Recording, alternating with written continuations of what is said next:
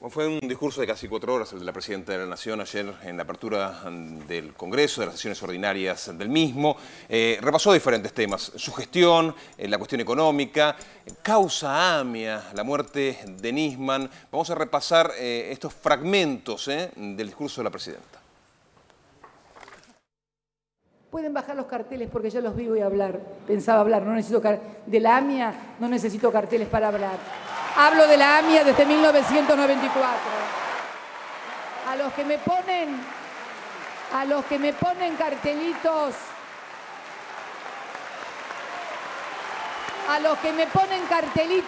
para que hable de la AMIA hablo desde el año 94.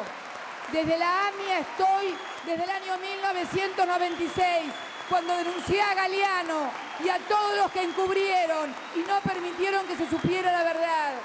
De la AMIA hablo con los familiares desde el año 96, apoyándolos y ayudándolos.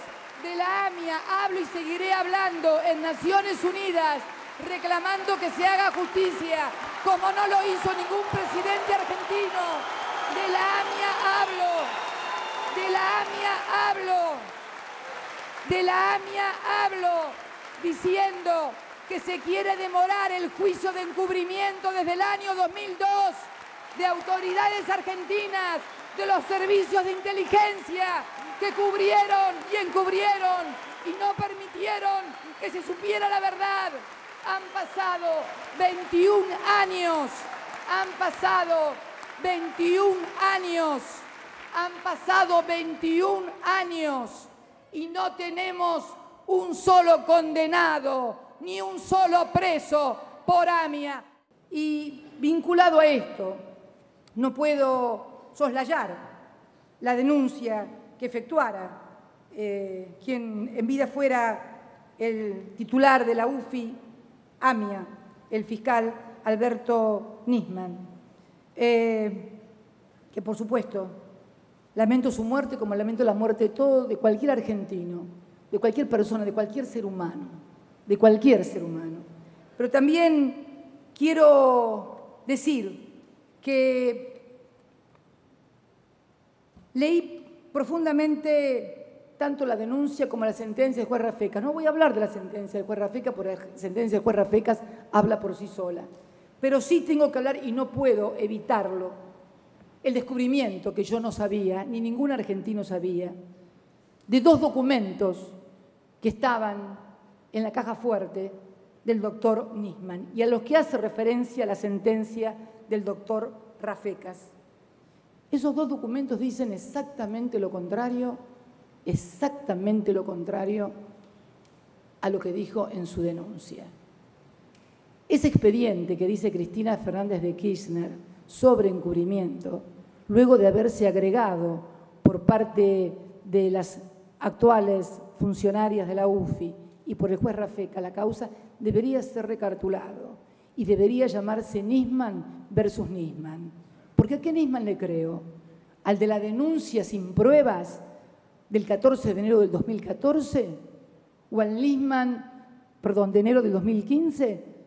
¿O al Nisman de enero del 2015 que levanta toda mi actuación en Naciones Unidas, que enumera prolijamente todos y cada uno de mis discursos y donde reconoce textualmente que si bien el memorándum no es lo mejor, persiguió el objetivo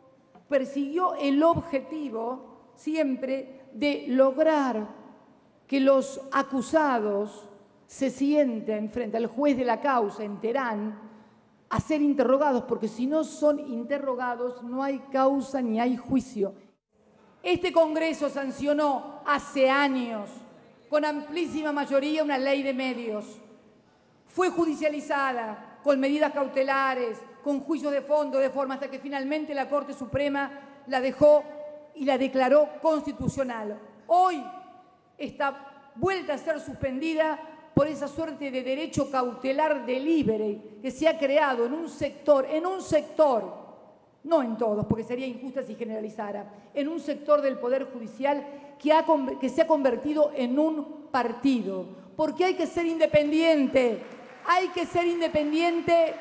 hay que ser independiente del poder político.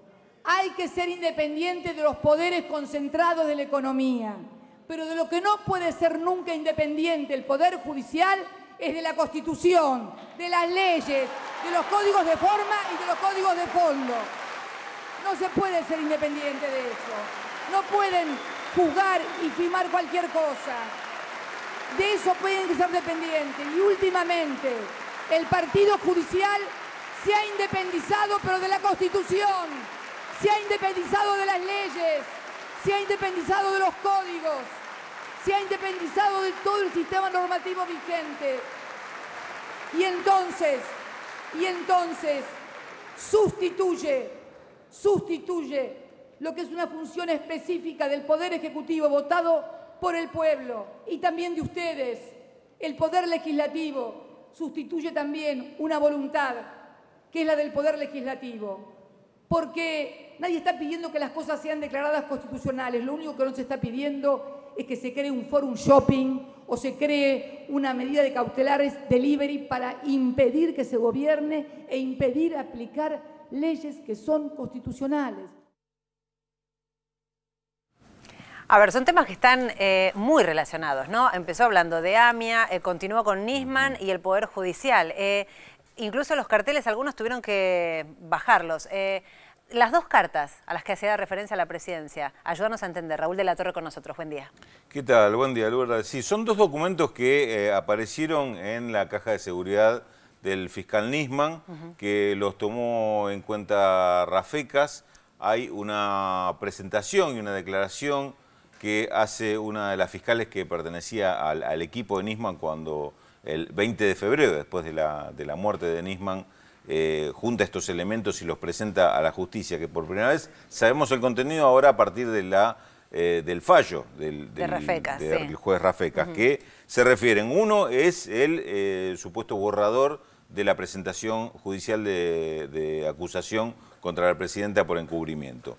El otro es un documento donde hace un repaso el propio Nisman sobre las actuaciones del Poder Ejecutivo, destacando la defensa que hace la Presidenta de la Nación de toda la investigación sobre la AMIA frente a las Naciones Unidas, los reclamos que le hace a otros países, los discursos en los cuales incluyó este tema como eje central de la demanda de justicia, y todos estos elementos lo termina valorando inclusive, como escuchábamos recién en boca de la Presidenta, hasta a través del memorándum que se firma con Irán, marcando algunas diferencias, discrepancias con el memorándum, pero reconociendo cuál era el objetivo del memorándum, que era llevar al banquillo a aquellos dirigentes iraníes que estaban acusados. Esto... Perdón, Raúl, por primera vez se logró que Irán, es la primera vez que se logra que Irán firme algo en torno a este tema, aunque sea por lo menos que sea en territorio iraní, ya que no lo entrega. Por lo menos que se comprometa. Después el compromiso no lo cumplió, pero el compromiso,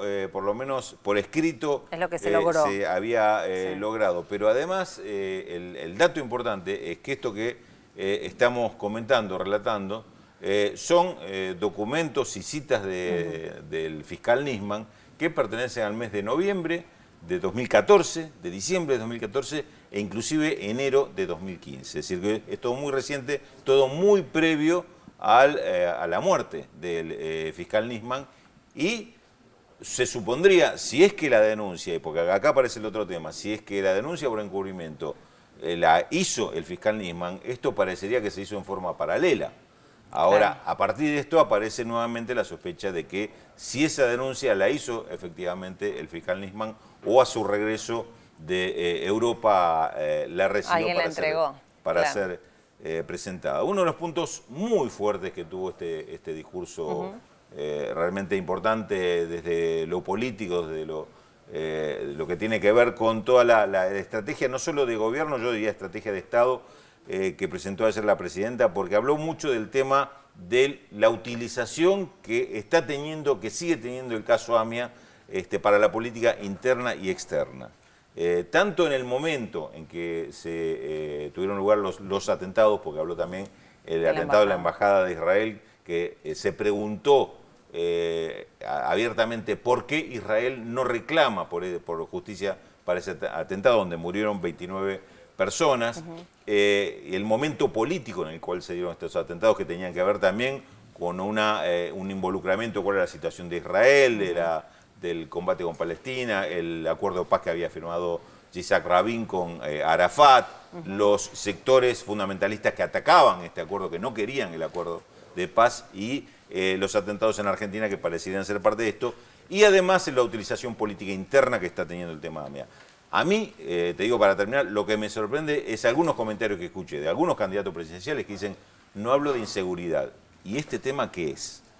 No estaban atentos cuando escuchaban este tema, no lo interpretan como que está diciendo que acá se está jugando algo más con estas cuestiones. No tiene esto que ver con la inseguridad interna.